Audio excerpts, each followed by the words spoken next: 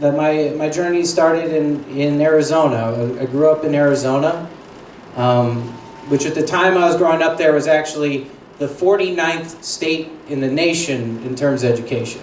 Yeah, so we were right in the middle. And top 50.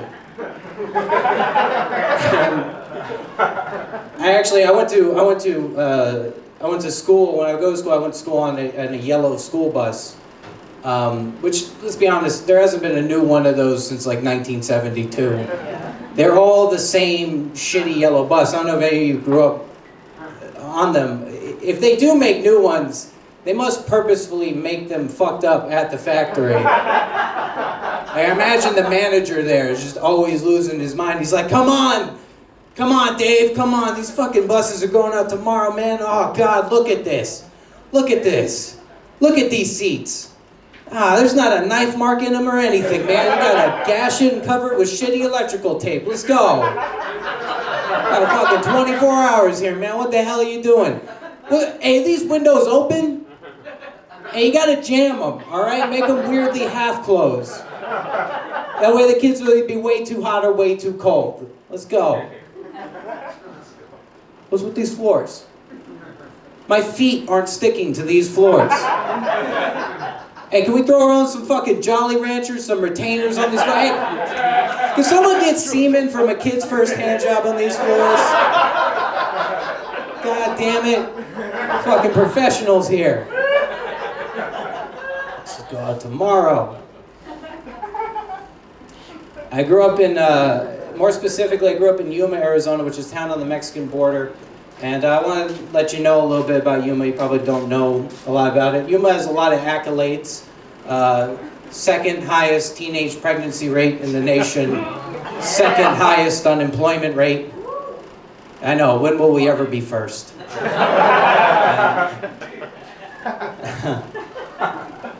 And it's also, you might know it, because it was home to the Yuma Territorial Prison, which is the worst prison in the Old West.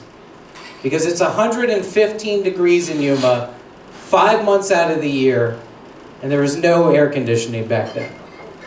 And they even made a movie called 310 to Yuma, which everybody seems to shout at me whenever I tell them I'm from Yuma. If you don't know, this is a movie, it's an old Western, it's about the baddest criminal in the Old West, the worst outlaw. The authorities nab him, and they're trying to put him on the 310 train to the Yuma Territorial Prison, and he tries everything he can to escape. So that's a movie about a murderer whose biggest fear is going to my hometown. So I'm not like somebody who comes from the suburbs, moves to the city, and they just pout and they go, oh, you know, man, God, my town, man, they didn't understand me. They're a bunch of conformists out in the suburbs. Man, my town was like a prison. My town was literally a prison, all right? They made a fucking movie about it and then a remake with Christian Bale. They want everybody to know. And you know, Yuma is, you know, there is a lot of things you can do out there. It's not all bad. You can hunt rattlesnakes. Hell yeah. Yeah, you go to the desert and shoot watermelons. It's a real thing. You can drink and drive. I mean, you can do that anywhere, but in Yuma, let's be honest, that's the place to learn. All right? I mean, I grew up in the desert where the stakes were a lot lower, you know? You couldn't hit anything out there besides a cactus. Well, at least that's what I told myself it was. I mean, it could have been a guy going like, no, stop! I just kept driving through that, you know? Went home and I didn't watch the news for a little bit, but... Now, to be fair, look, if that guy didn't want to get run over, he shouldn't have been standing like that in his living room.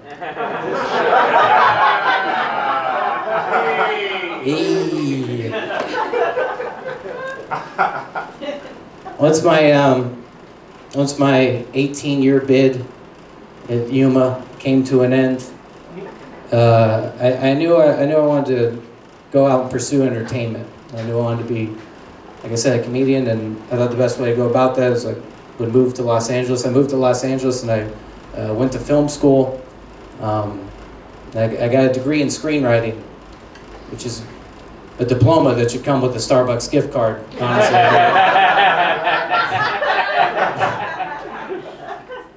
Honestly, I know a lot about movies, and so I'm just going to tell you, I'm the worst person to see a movie with. That's what that qualifies me to be.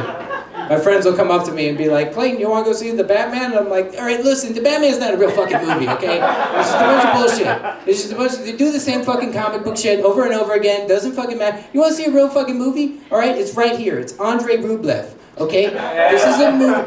Now, this is a movie about a painter in the 10th century, all right? It's in black and white. It's completely in Russian. Where are you going? Wait. How come nobody wants to watch movies with me? How come I don't have friends? I don't know. I don't like the Hollywood model. I don't like the, that formulaic Hollywood model. It's right. It's the same thing over and over again, and it's all these like happy, cheery endings and shit. Do you know? This is a secret. Maybe you might know this, but like.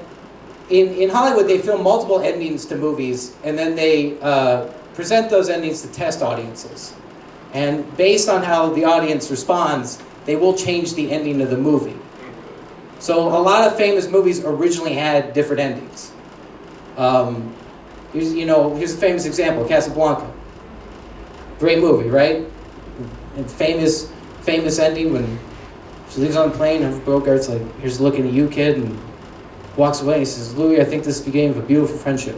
But that's not how it ended in the original movie. No, in the original cut of that movie, at that moment, Humphrey Bogart, he actually took out a gun and he killed himself.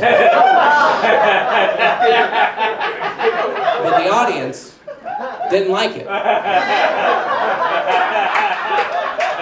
They were like, this does not rev us up to fight the Nazis at all. This is really a weird turn. So they changed it to that. Here's another one. You guys probably know this movie. It's a Wonderful Life. Right? The holiday classic? Everybody watch it every Christmas. I watch it and I cry and everything. But that's just true. But, famous ending, right? Everybody gets together, whole town gets together, and they save the savings and loan. And Jimmy Stewart's there, and his daughter says, Daddy, every time a bell rings, an angel gets its wings. That's not how it ended in the original movie. No, in the original movie, at that moment, Jimmy Stewart, he actually took out a gun and he killed himself. But the audience is like, this is like the opposite of what the movie was about. If he was going to kill himself, why didn't he just do it at the beginning and jump off the bridge? Why'd we go on this whole journey? So he changed that, Here's another famous example, Spartacus. Everybody remember Spartacus, right? The opportunity to sell out Spartacus at the end. Yeah. One by one they say, I'm Spartacus. They'd rather die free than live enslaved. And that's powerful, but that is not how it ended in the original movie. No, the original ending to that movie. At that moment, Spartacus, he took out a gun and he killed himself.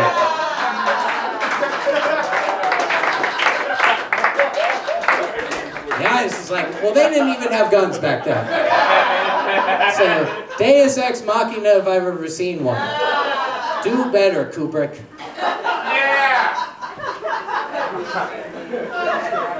You guys remember the Shawshank Redemption? Yeah.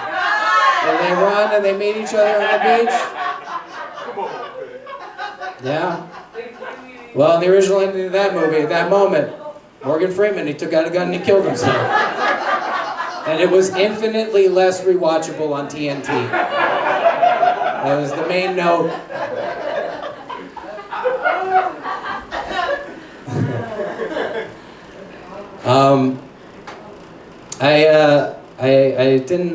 I got done with film school. I didn't really like living in Los Angeles, and I moved to New York about 7 years ago, and pursued doing comedy and everything. And And when I first moved to New York, I did the obligatory white artist thing, and I moved to Brooklyn.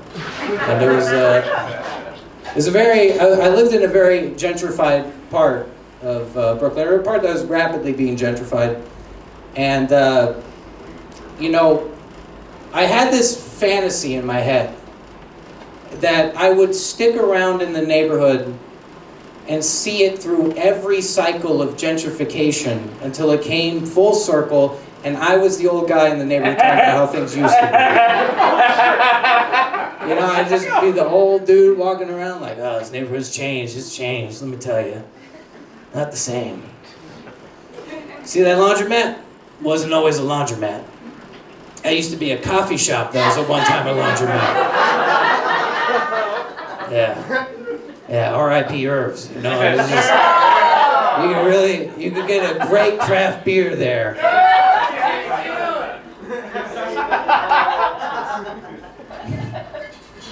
This neighborhood has changed. Oh, it's changed. That liquor store wasn't always a liquor store. That used to be the best Thai Mexican fusion restaurant this side of the Mississippi. Now you could get a pad Thai burrito there for $13. It was a wonderful hangover cure. All right? Yeah, you could get guacamole on it too for $12 extra. I know, only $12? It was a steal back then.